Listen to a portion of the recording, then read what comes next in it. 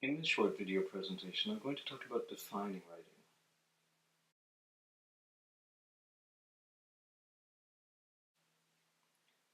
Coolness writes, "It's not risky to call writing the single most consequential technology ever invented," and quotes a cultural anthropologist as calling writing the technology of the mind.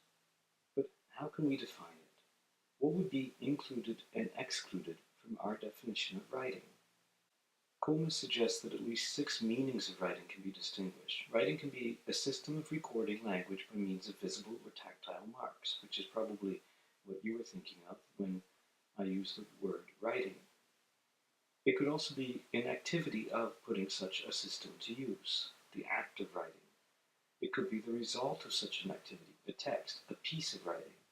It could be a particular form of such a result, a script style, such as block letter writing, alphabetic writing, or block letter writing, or syllabic writing. It could be artistic composition, or it could be a professional occupation.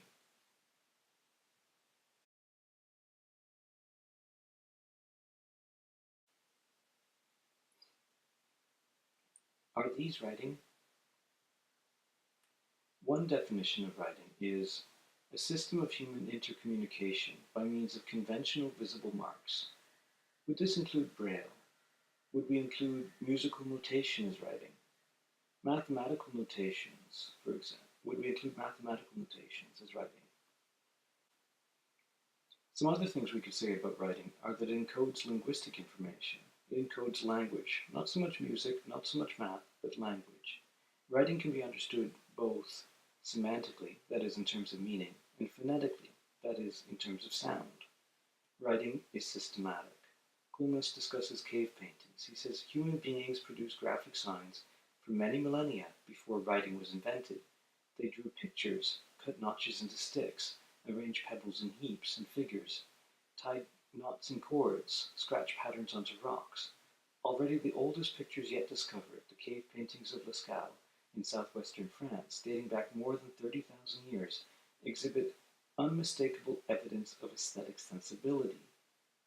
There's no way of knowing why they were produced and exactly what functions they were meant to fulfill. Perhaps the drawings corresponded to narratives, or were in some other way connected with linguistic utterances, but nothing suggests that such a connection, if any, was systematic. The way in which a writing system makes sense and encodes sounds is established and shared. A person can learn or be taught the rules of a writing system. Even if everyone who knows a writing system dies, a person still might be able to figure it out thousands of years later by figuring out the system by cracking the code. You can't crack a cave painting in the same way. It doesn't carry within it the clues to how it should be deciphered, not the way writing does. Using this definition, we could decide that Braille is, of course, writing, as it encodes linguistic information in a way that is systematic and conventional and can be interpreted both semantically, that is in terms of meaning, and phonetically, that is in terms of sound. Musical notation, on the other hand, is not encoding linguistic information, nor can it be interpreted semantically. I'm reminded of a story about a composer who, after playing a brand new composition, was approached by a member of the audience and asked, "That's a beautiful piece of music, but what does it mean?" In answer, he sat down and played the exact same piece of music again. The meaning of the music was the music. It did not point to linguistic information in the world, nor should it be expected to. The richness of music is not lessened by not considering musical information to be writing.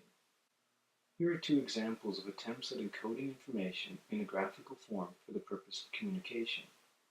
According to Coolness, the main functions of notches carved into sticks or bones, known in Europe at least 35,000 years ago, and still in use in medieval times, as also of the knotted cords or quipu of Inca Peru, was memory supporting and social control. What distinguishes these forms of recording information from writing? These systems record some information that can be expressed in language, but are they recording linguistic information? Could we read them both completely differently? There does not appear to be any observable link between the systems of recording and the language that they record. Forgotten writing systems can often be deciphered because they contain information about the linguistic system that provides clues that can be used to decode it. Comus explains, the systematic makeup of writing contains a key to its own decipherment. This is a property called autoindexicality. An alphabetic system contains fewer characters and frequent repeated patterns that give hints to what each grapheme could mean.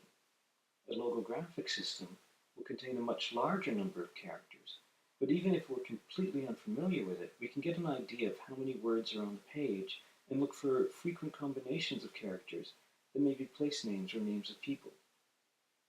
These are two ways in which writing systems that have been forgotten could be decoded, and in the past, forgotten writing systems rediscovered have been decoded. Is there any clue whatsoever in these knots or notches to the sounds of the language and the way they connect to the notches?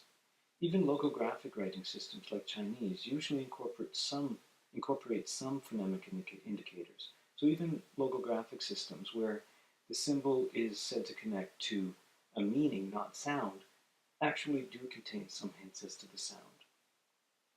Both the knots and the notches certainly could be systematic and conventional. So one perspective would be that the knotted chords and notched bones are no more a system of writing than would be the notches on a Lothario's bedpost or on the grip of a gunfighter's gun. To consider them a system of writing would require a broader interpretation of what writing is than than the definition we have used here. Are petroglyphs or cave paintings writing? Again, they may record some information, but are they encoding linguistic information? Are they encoding information at both a semantic and a phonetic level? Is there, contained within or between the signs, clues to how they should be interpreted, that is, autoindexicality? Another way of asking this is, could these cave paintings be connected with completely different languages than that used by the producers of the cave paintings? Could the petroglyphs be read as, just as effectively read as, without losing anything, read in a completely different language than that of the users, or than the language used by the creators of these petroglyphs? In both cases, I think the answer is yes. The symbols do not connect at a semantic and phonetic level with a specific language, and they're not encoding linguistic information in that way.